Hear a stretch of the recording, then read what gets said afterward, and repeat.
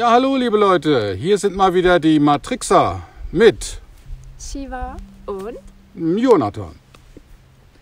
Und wir sind heute Na, wer kommt drauf? Wer weiß es? am Mount Shasta. Wir sind am Mount Shasta und haben jetzt ein schönes Plätzchen im Grünen gefunden. Wie man sehen kann, hier ist sehr viel Tannenwald. Es ist sehr magisch hier. Also Oh die ja. Energie des Berges spürt man schon sehr deutlich. Und man sieht es auch, denn die Umgebung hier ist wesentlich grüner als rundherum, die nächsten 100 Kilometer drumherum. Und hier wächst an den Bäumen sogar Moos. Der Boden ist grün bewachsen, also man spürt schon, hier ist ein bisschen mehr los. Ja. Also wir haben ja auch schon ein paar Leute gesehen, die hier irgendwo in der Natur sitzen und meditieren. Man kann also mit dem Auto nur bis zu einem bestimmten Parkplatz fahren und ab da an ist die Straße geschlossen und man muss zu Fuß weiter. Unser Plan ist jetzt, dass wir in die innere Erde gehen. Wir sitzen jetzt hier und werden jetzt erstmal 10 Minuten meditieren. Das ist natürlich völlig ausreichend. Nein, Scherz. Also, ja, der Mount Shasta ist dafür bekannt für UFOs, die aus der inneren Erde kommen. Oft sieht man das ja auf Fotos, dass auf den Bildern über dem Mount Shasta riesige Wolken sind, wo dann eben angeblich ein Mutterschiff der Innererdler drin sein soll. Unter dem Mount Shasta ist ja nicht direkt Innererde, da ist ja die Stadt Telos.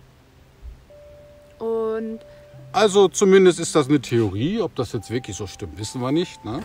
Aber es gibt dort immer so ringförmige Wolken, die eben vom Mount Shasta aufsteigen und da wird eben behauptet, dass eben diese Wolke als Tarnung dient. ja, Ne, dass man eben keinen Schreck kriegt, dass da plötzlich so ein riesen Mutterschiff oder ein riesengroßes Raumschiff aus dem Mount Shasta emporsteigt. Schwer vorstellbar, aber wir sind ja offen für alles. ja. Ne? Und die Einwohner von Telos sollen sich also unter dem Mount Shasta befinden. Und die haben auch öffentlich verkündet sozusagen, wer Lust hat, in die innere Erde zu gehen bzw. nach Telos zu gehen, sollte zum Mount Shasta kommen und dort meditieren und warten, bis er angesprochen wird. Ach was, davon wusste ich nichts. Finde ich gut. Ja, und da dachten wir, ja, wir reisen ja sowieso so viel herum, da können wir auch mal die innere Erde besuchen. Ja? Gibt ja viel zu entdecken da. Ja. Hat ja auch so einige Kontinente. Mhm. Ja, über die innere Erde haben wir auch schon 3 Videos gemacht. Wenn ihr euch da für die innere Erde interessiert, schaut doch da mal in die Videos rein. Das ist jetzt nur hier ein kleines Update von uns vom Mount Shasta. Ja, schaut unbedingt mal rein, unsere Videos zur inneren Erde, auch sehr interessant. Ja.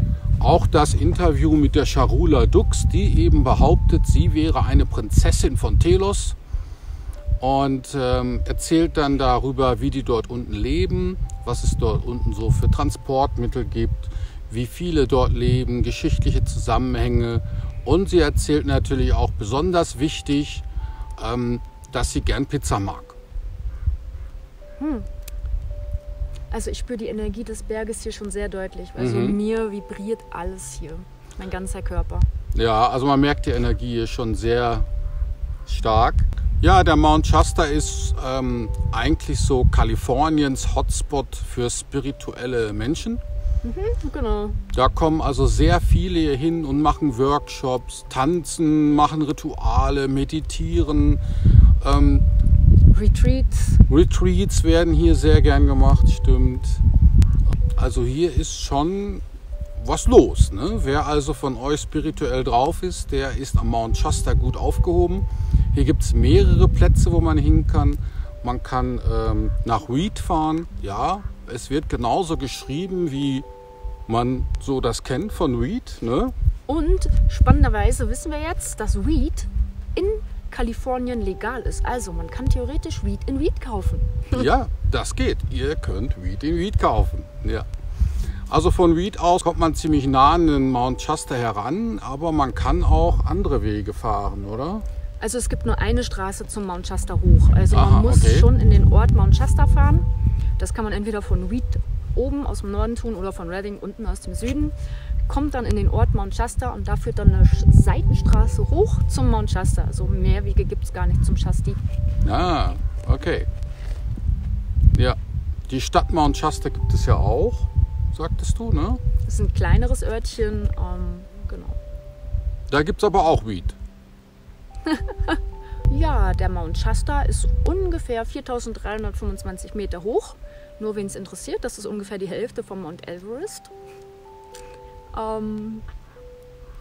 Ja, es gibt mehrere Wanderwege hier hoch, wen es interessiert. Ja, das meiste hier ist eine Tannenbegrünung, also wenig Laubwald. Das findet man weiter unten. Waldbrennen haben wir noch keine gesehen zum Glück. Nein. Mount Shasta steht also noch und sein Wald drumherum auch. Bestimmt wird der Mount Shasta und die Umgebung eben von Naturwesen bewacht. Absolut. Wer also meint, er müsse hier irgendwo ein Feuer legen, der wird sein Leben lang nur noch Pech haben. Dann verfolgen einen die Naturwesen und verpassen einem das sogenannte Crake. Ja? Und das bedeutet, dass man von da an immer irgendwie Pech hat im Leben. Also für die, die an solchen Unfug denken würden im Moment. Also manche vermuten hier am Mount Shasta irgendwo in dem Berg vielleicht sogar ein sogenanntes Stargate, ein Sternentor, mit dem man eben zu anderen Planeten reisen kann. Ob das stimmt, weiß man nicht, aber es gibt die ein oder andere spirituelle Gruppe, die sich danach benennt und sogar Workshops gibt im Namen von Stargate. Cool. Das heißt ja immer Stargate-Event oder dergleichen. Ja. Cool.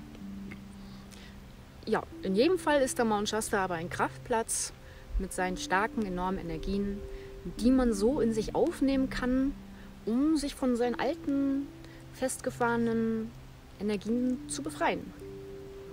Ja. Man kann sich da von diesen Energien des Shastis schön durchströmen lassen. Und da die Energie ja so hoch ist, transformiert sich natürlich die niedrig schwingende Energie in höher schwingende Energie. Und wenn man sie dann loslässt, befreit man sich auch von altem, festgefahrenen. Ja, Shiva, was machen wir denn jetzt? Ich würde sagen, wir meditieren und bitten um Einlass in die innere Erde. Ja, sehr gut. Ne? Wir wollen ja denen mal da unten einen Besuch abstatten. Mal sehen, ob die uns reinlassen. Also, wir gehen dann mal in Meditation und wir danken euch fürs Zuschauen.